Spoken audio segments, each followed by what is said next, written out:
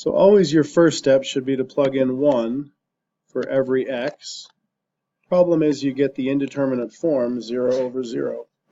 So instead, we can plug in numbers close to 1 from the upper and lower side. So we're looking at just maybe 0.9 and 1.1.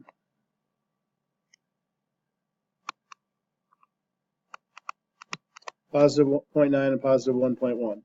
So we'll start with the lower side. 0.9 minus 1 cubed over the absolute value of 0.9 minus 1. Well, this is going to be 0.1 or 1/10, but that's going to be negative, and we're going to cube it. And in the denominator, we would get negative 1/10, but the absolute value is going to turn it into a positive. So we really have negative 1 over 10 times itself 3 times, all over 1/10. You can think of 1/10 and 1/10 making 1.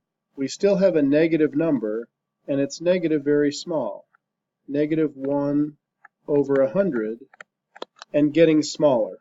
So this is going towards 0 from the negative side.